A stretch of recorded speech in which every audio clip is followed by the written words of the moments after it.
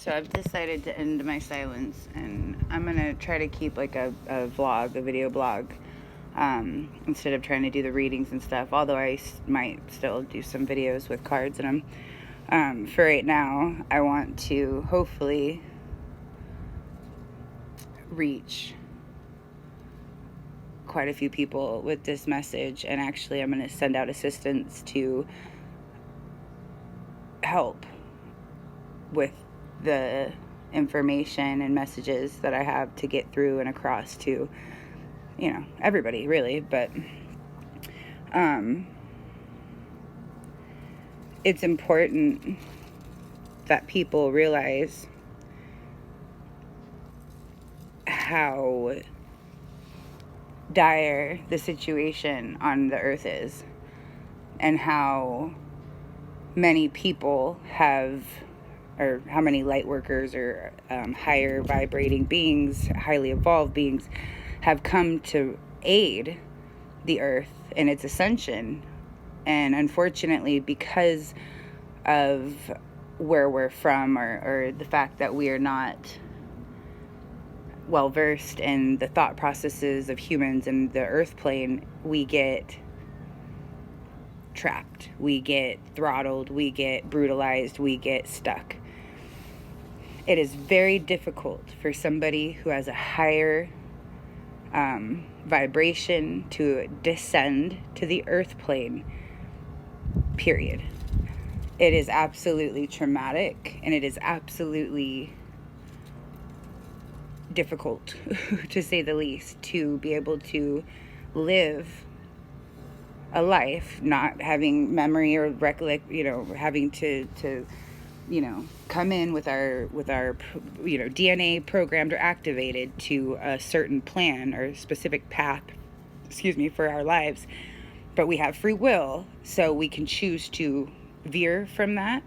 And because of, again, the very difficult transition it is living on such a planet, we end up getting thrown in jail. We end up on, multiple things happen. Not because we're bad people, but because the earth is not, unfortunately, more evolved.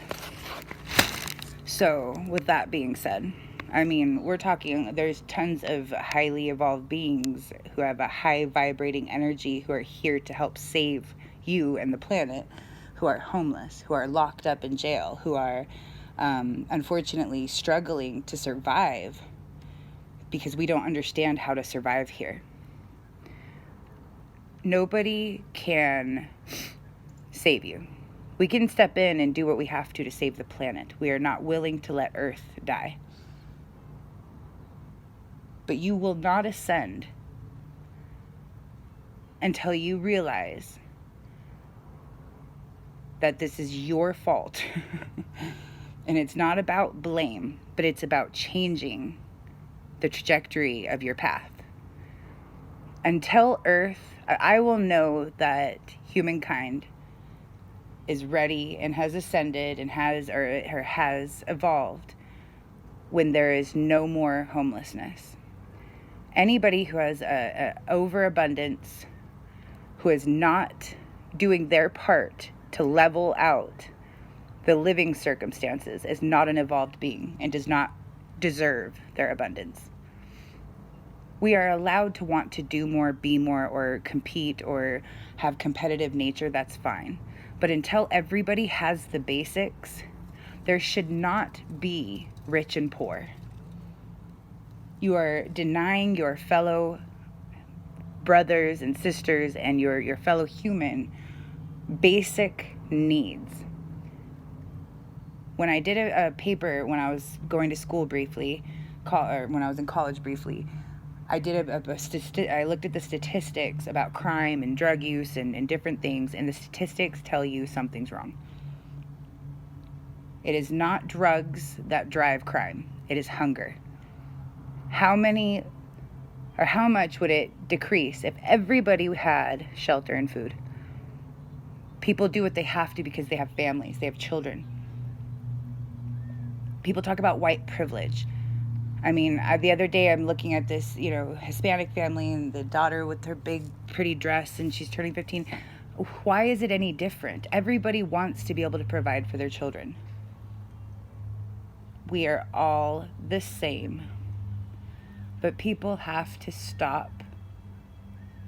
I mean, you just have to learn to solve conflict without violence. You have to learn that every single breathing life is more important than anything you could possess or own. More important than any car you could drive or anything you could wear, or anything you could have.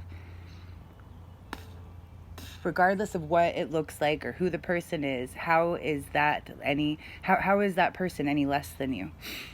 And in fact, when you pass on from this life, you're going to discover that a lot of those people you judge are actually people who have such a higher vibration than you, what you would consider angels, what you would consider gods. Those are the people that you are frowning upon and thinking are beneath you. The people who came to help save your life. Nobody can save you. Look at Jesus. What did Jesus dying on the cross do for humanity? There's very few true believers because of his death. Very few. We are not here to save you. We are here to save this planet. We would like for you to come along. But at this point, I want to make something very clear. I do not have to be here on this planet trying to help. Can you imagine being a 10th dimensional being, coming back to a 3-dimensional, how difficult it is to contain myself even. Having to anchor in new energies and do what I have to do to make sure that the planet survives, because you are killing your planet. What do you do when you cannot take from your planet anymore and you keep taking resources but you give nothing back? It's a biosphere, just like our bodies. It'll regenerate if we allow it to heal. But you don't allow it to heal before you're taking more. And then spitting and throwing your garbage all over the fucking ground as if this is not the planet that sustains your very life. Without the earth, or if the earth dies, so do you. We are anchoring in new streams of consciousness so that people can survive here to help lift the energies. Like I said before, a paradigm is an energy stream of consciousness that is created by the people who understand energy, who are the leaders and who are the on the cutting edge of creation, who understand this. The people after that who look to those people and think, wow, I want to be like that, and subscribe to that energy, which gives it momentum and power, just like religion. That's why religion's powerful, because so many people subscribe their power to it.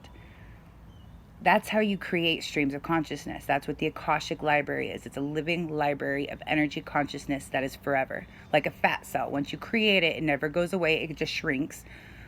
But it doesn't ever, unless but it doesn't ever just go away. Once it's created, it's there. So these paradigms get created by all these people subscribing their energy to a certain belief. So what we try to do is come down and obliterate, not obliterate because you can't, but redirect these energies and try to get people to start using your brain and think for yourselves. In God's eyes, perfection is not living by some standard somebody else created. It's bringing yourself and your uniqueness to the world. It's embracing your good side and your bad side. It's embracing yourself and being truly who you were meant to be, which is you. You are created unique, not to follow other people and try to fit into someone else's expectation. You were created to be yourself and to give your uniqueness and your gifts to the world. This was meant to be experience. You're here to experience yourself and to experience and master your energy.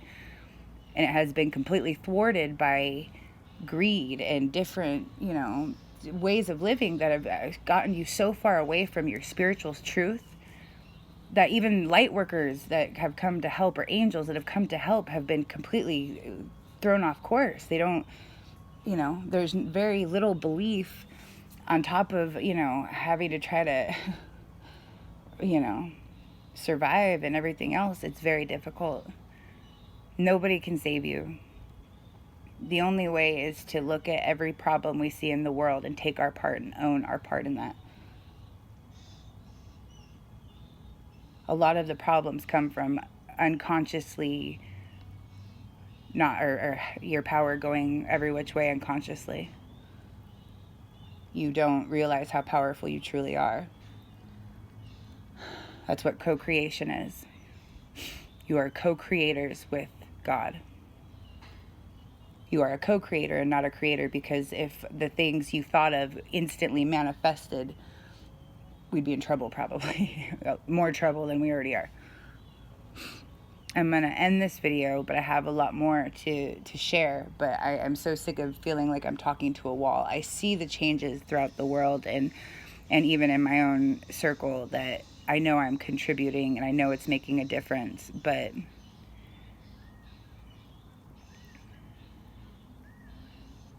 you know, it's time for the shift to truly start manifesting new results. So hopefully I'll be able to get out another video here in a little bit, and thanks for listening.